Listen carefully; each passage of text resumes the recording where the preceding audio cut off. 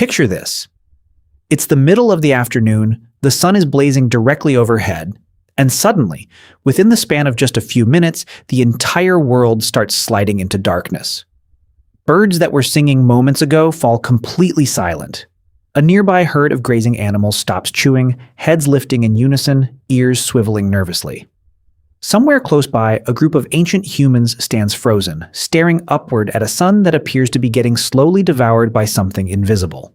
No warning, no explanation, just day transforming into night in real time.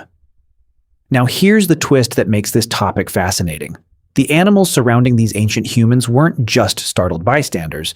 Their reactions likely shaped how our ancestors themselves interpreted and responded to this terrifying celestial event. So let's dig into exactly what happens to animals during an eclipse, and how ancient humans, watching this exact confusion unfold around them, tried to make sense of a sky that seemed to be actively betraying them. Let's start with something worth establishing clearly before diving into specific animal behavior, because understanding why eclipses trigger such dramatic reactions requires appreciating just how deeply animal behavior remains tied to light and darkness cycles. Virtually every animal species on the planet operates according to internal biological clocks calibrated toward predictable patterns of daylight and darkness. These circadian rhythms govern everything from feeding schedules to sleep cycles to reproductive behavior, meaning any sudden, unexpected disruption to normal light patterns creates genuine biological confusion rather than simple visual curiosity. An eclipse doesn't just look strange to an animal, it fundamentally scrambles signals that countless generations of evolution calibrated toward absolute reliability. Birds provide some of the most dramatic and well-documented eclipse reactions. And honestly, their behavior reads like a comedy of confused overreaction once you break it down properly. As daylight rapidly diminishes during totality, many bird species begin exhibiting classic evening behavior despite the fact that it's still technically afternoon. Songbirds that were actively foraging suddenly stop, some returning to roosting locations exactly as they would at actual sunset. Chickens, in documented cases across numerous eclipse observations, have been recorded returning to their coops and settling in for what their internal clocks insist must be nighttime, only to become audibly confused minutes later when the sun reappears and daylight suddenly returns. Imagine setting your alarm, going to bed, getting comfortable, and then someone flips the lights back on 10 minutes later. That's essentially the chicken experience during a solar eclipse. Nocturnal birds display equally fascinating behavior, sometimes becoming active during the brief window of eclipse darkness despite it technically being broad daylight outside the shadow's path. Owls have been documented beginning their characteristic evening vocalizations during totality, essentially waking up for a workday that lasts only a few confusing minutes before daylight abruptly returns and forces them back into daytime dormancy. This kind of rapid, dramatic behavioral switching reveals just how strongly light levels alone, rather than actual time of day, drive fundamental animal behavior patterns. Now here's something particularly interesting regarding insects, since their eclipse reactions tend to get overlooked compared to more visually obvious mammal and bird behavior.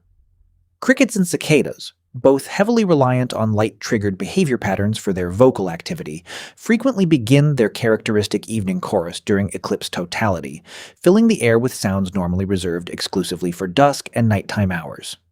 This creates an eerie sensory experience for anyone witnessing an eclipse firsthand, since the visual darkness combines with an entirely unexpected soundtrack of nocturnal insect activity happening in the middle of the day, creating a sensory experience that feels almost like time itself has briefly glitched. Bees demonstrate particularly interesting behavior too, since research conducted during multiple eclipse events has shown these insects essentially stopping their foraging activity almost entirely during totality, behaving as though evening has arrived and it's time to return toward the hive. Interestingly, unlike some other species that seem to fully complete their evening routine before getting confused by daylight's sudden return, bees often appear to pause mid-transition, essentially frozen in confused indecision as their biological programming registers conflicting signals about what time of day it actually is.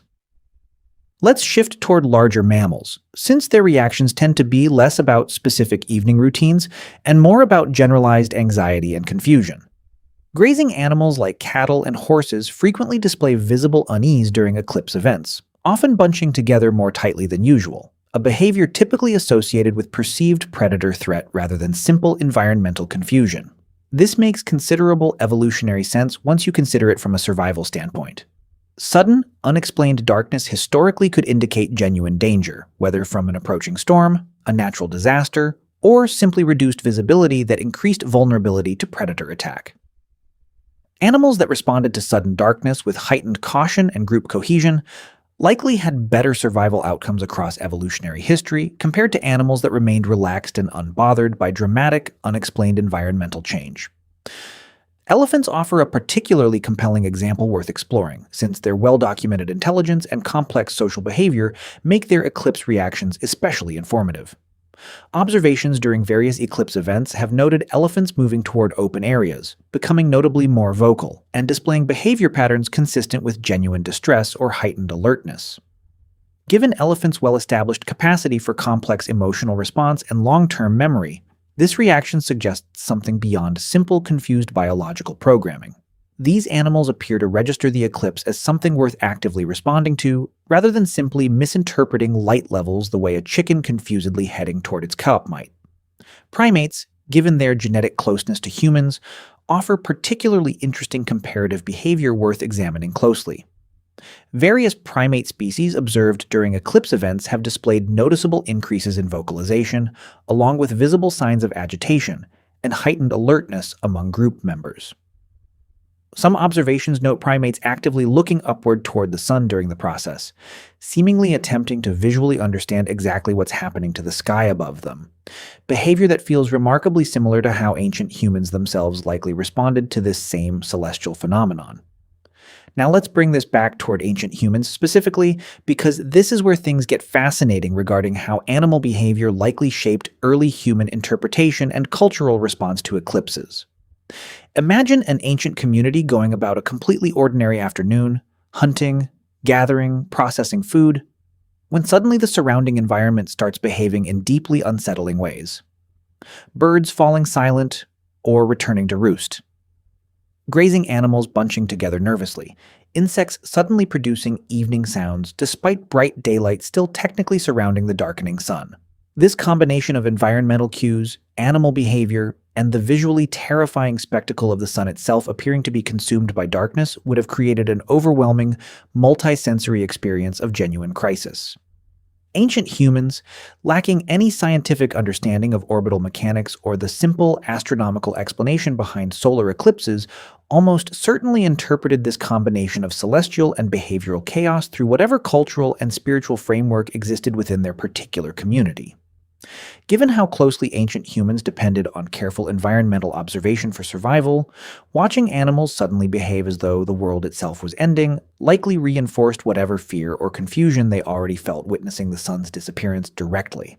If the animals were panicking, surely that confirmed something catastrophic was unfolding.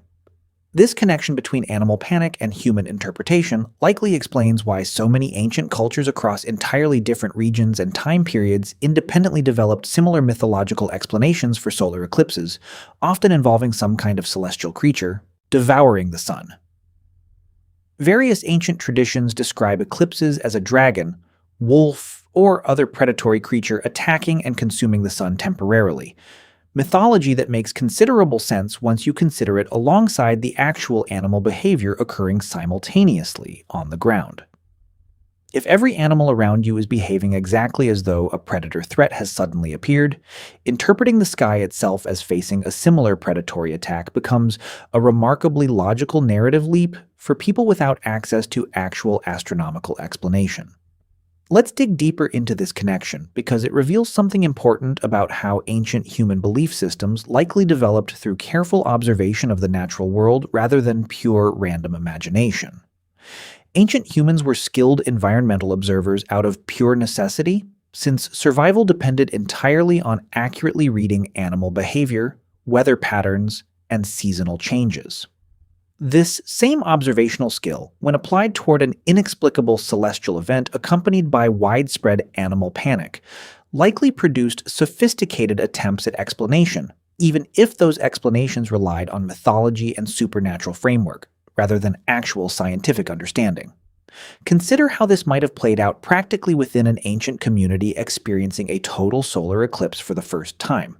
The initial darkening sun would draw immediate collective attention. By the way, if you want to go even deeper into the secret lives of ancient humans, I just launched a full course called The Secret Lives of Ancient Humans.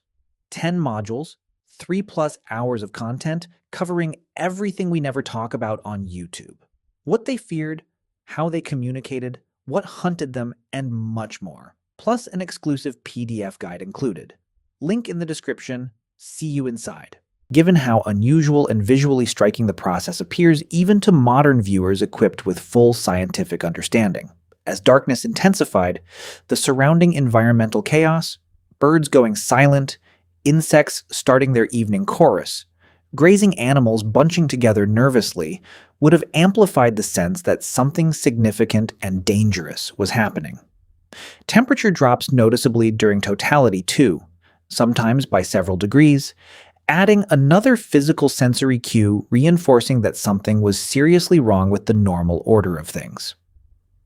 Some ancient communities likely responded to this combination of celestial and environmental chaos through immediate protective action, potentially including loud noise-making, a behavior documented across numerous ancient and traditional cultures, specifically believed to help chase away whatever force was attacking the sun. Banging tools together, shouting, or other forms of deliberate noise-making appears repeatedly across ancient eclipse-related traditions worldwide, and this behavior makes intuitive sense when you consider it as a direct response to witnessing predator-response panic simultaneously occurring among surrounding animals. If loud noise typically helps scare away actual predators threatening livestock or community members, applying that same strategy toward a perceived celestial predator represents a logical extension of existing survival behavior into an entirely new, terrifying context. Now here's something worth exploring regarding the practical survival knowledge ancient humans likely developed specifically around eclipse events over successive generations. While the first experience of a total solar eclipse within any given ancient community likely triggered genuine widespread panic and fear, repeated exposure across multiple generations probably gradually transformed collective understanding, even without actual scientific comprehension of the underlying astronomical mechanism. Ancient communities that experienced eclipses repeatedly likely began recognizing certain patterns, perhaps noticing that the sun always eventually returned fully, that the surrounding animal panic subsided once daylight resumed, and that the entire event, however frightening, followed a predictable, temporary pattern rather than representing genuine, permanent catastrophe. This gradual pattern recognition likely reduced panic responses over successive generations, even while maintaining whatever mythological or spiritual explanation the community had developed to make sense of the phenomenon. Elders who had witnessed previous eclipses could reassure younger community members that the sun would return, drawing directly from accumulated experiential knowledge even without any genuine scientific understanding behind that reassurance. This represents a fascinating example of practical wisdom developing independently from, yet functioning effectively alongside, whatever supernatural explanation a community had, culturally developed to interpret the event. Let's shift focus towards something particularly interesting regarding how ancient humans may have specifically used animal behavior as an early warning system or confirmation tool during eclipse events, since this connects directly toward broader ancient human reliance on animal behavior for environmental information generally. Just as ancient hunters learned to read animal behavior for signs of approaching predators, weather changes, or nearby water sources, it's entirely plausible that ancient communities similarly learned to interpret animal panic specifically as confirmation that an eclipse event was unfolding exactly as previous experience had taught them to expect. If birds falling silent and grazing animals bunching together reliably accompanied the sun's darkening, this pattern recognition likely reinforced ancient human confidence that they understood, at least behaviorally if not scientifically, exactly what kind of event was currently occurring. Now let's consider something worth appreciating regarding the psychological impact this shared experience of animal and human panic likely had on ancient community cohesion and cultural development. Experiencing genuine, shared terror alongside your entire community, watching the same darkening sky and hearing the same confused animal chaos surrounding you, likely created powerful collective memory and shared cultural narrative that persisted across generations through oral storytelling tradition. Eclipse mythology, once established within a particular ancient community, likely became deeply embedded cultural knowledge, passed down specifically because the original experience carried such intense emotional and sensory impact that forgetting it entirely would have been nearly impossible. Let's touch on something worth exploring regarding lunar eclipses too, since these celestial events, while visually distinct from solar eclipses, likely triggered somewhat different but equally interesting animal and human reactions.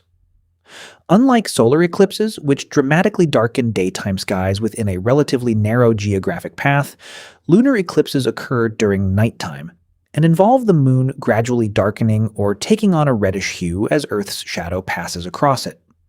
Nocturnal animals, already active during nighttime hours, likely experienced somewhat different disruption compared to daytime eclipse confusion, though evidence suggests certain nocturnal predators may adjust their hunting behavior during lunar eclipses, since reduced moonlight potentially affects their ability to visually track prey, or, alternatively, provides additional hunting advantage through increased darkness and stealth.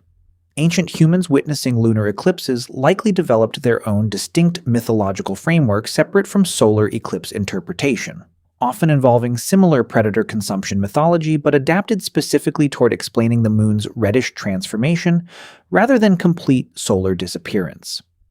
Various ancient cultures independently developed mythology describing the moon as being attacked, wounded, or temporarily consumed during lunar eclipse events, mythology that, similar to solar eclipse explanations, likely developed partly through observing genuine animal behavioral disruption occurring simultaneously during these nighttime celestial events. Let's consider something particularly fascinating regarding marine animal behavior during eclipses too, since this represents an entirely different environmental context worth examining separately from land-based animal reactions. Coral reef ecosystems, for example, show documented behavioral changes during eclipse events, with certain fish species altering their typical daytime activity patterns in ways that suggest genuine confusion regarding actual time of day.